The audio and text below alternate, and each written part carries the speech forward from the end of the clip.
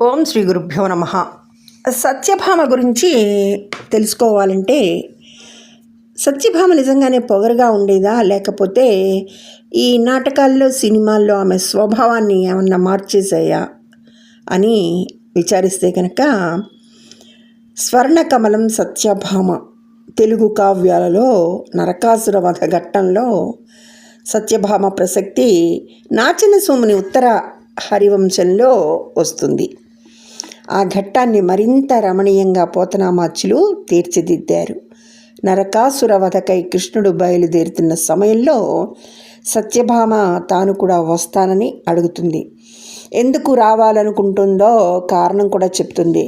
యుద్ధంలోని వీర పరాక్రమాలు చూసి ఇంటికి తిరిగి వచ్చి ఆ విషయాలన్నీ నీ దేవీ సంఘాలకి చెప్పాలని ఉంది అంటుంది. శ్రీకృష్ణుడు యుద్ధం అంటే ఎంత భయంకరమైనదో చెప్పి ఆమెను నివారించే ప్రయత్నం చేస్తాడు. ఆమె దానవులైతే భయం దేనికి, నీ మానిత బాహుదుర్గమున మాటుగా ఉండగనేమి శంక అని చెప్పి చేతులు జోడించి మొక్కుతుంది. భర్తపై చాలా నమ్మకము వినయము ఉన్న సౌశీల్యవతి సత్యభామ. సత్యభామ విషయం గురించి ఉన్న గ్రంథాల్లో తర్వాత విషయం ఒకటి ఏంటంటే పారిజాత అపహరణం. శ్రీకృష్ణుడికి మిక్కిలి ప్రియమైన సతులు రుక్మిణి, సత్యభామ. ఈ ఇద్దరి మధ్య రవరవలు ఉండేవి. నందితిమ్మన గారు కావ్యం మొదట్లోనే చెప్పారు. సత్యభామ మాత్రమే అసూయతో అరిగిలిపోయేది అన్నది ఒట్టి మాట. ఆమె పుణ్యవ్రతం చేసిన మాట వాస్తవం. భర్తను నారదునికి దానం చేసిన సంగతి కూడా నిజమే. అయితే సత్యభామ మాత్రం పుణ్యక వ్రతం చేసి పతిని దానం ఇవ్వలేదు. కొడుకు కలగాలన్న కోరికతో జగజ్జనని పార్వతీదేవి పుణ్యక వ్రతం చేసి భర్తను సనత్కుమారునికి దానం ఇచ్చింది. సనత్కుమారుడు శివుని పార్వతికే తిరిగి సమర్పించాడు. సత్యభామ విషయంలోనూ జరిగిందదే. అయితే ఉత్తర హరివంశంలో రుక్మిణి శ్రీకృష్ణునితో చూచెదమను సవతులచే నీ చులుకుదనమ్ము చేరనీకము కృష్ణ అంటుంది. సవతులలో చులకన కారాదన్న కోరిక రుక్మిణిది. కృష్ణుడికి సందేశం పంపుతూ తనను ఎప్పుడు ఎక్కడ ఎలా హరణం చేయవచ్చునో చెప్పిన తెలివితేటలు రుక్మిణికి సొంతం. అయితే సత్యభామ పాత్ర మళ్ళీ ఎక్కువగా కనిపించేది భామా కలాపంలో. ఈ నృత్య రూపకంలో ప్రణయ కలహ సమయంలో అలిగిన శ్రీకృష్ణుడు సత్య నుండి దూరంగా వెళ్ళిపోతాడు. ఆమె భర్తకి రాయబారం పంపుతుంది. భర్త రాకక ఎదురు చూస్తుంది. ఎంతో విరహ వేదనను అనుభవిస్తుంది.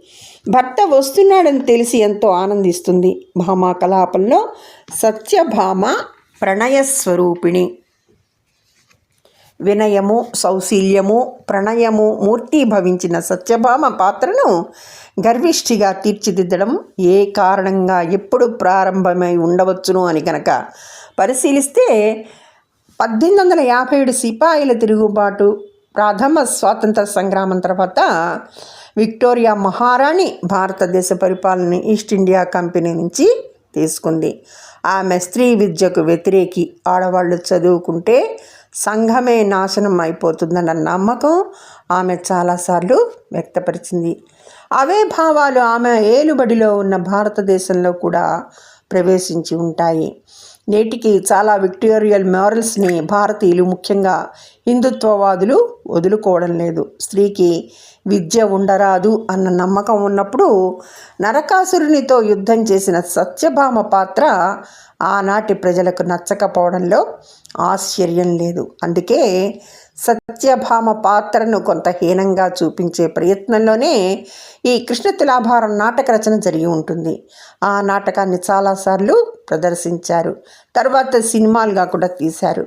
సత్యభామను గర్విష్ఠిగా చూపించడంలో పూర్తిగా ఫలితం సాధించారు. ఎంత గర్విష్ఠిగా చూపించారంటే ఒక సినిమాలో సత్యభామ ఆంజనేయ స్వామిని మరి అమర్యాదగా ఆశీర్వదిస్తాను అంటూ అనేటంతగా కూడా చిత్రీకరించారు. అయితే భాగవతంలో ఉత్తర హరివంశంలో సత్యభామ, వినయవతి, వీరవనిత, పారిజాతాపహరణం, భామా కలాపంలో సత్యప్రేమ స్వరూపిణి, ప్రణయ రూపిణి. ఆమెను గర్విష్టిగా చూపినది ఆధునిక తెలుగు రచనలో మాత్రమే. రూపగోస్వామి రాధయే సత్యభామగా జన్మించిందని కూడా రాశారు. తమిళనాడులో సత్యభామ పేరు సర్వసాధారణం. శ్రీకృష్ణ అష్టోత్తరంలో సత్యభామారతాయ నమః అని మాత్రమే ఉంది. రుక్మిణీ సత్యభామాభ్యాం నమః. సర్వే జనా సుఖినో భవంతు. ధన్యవాదములు.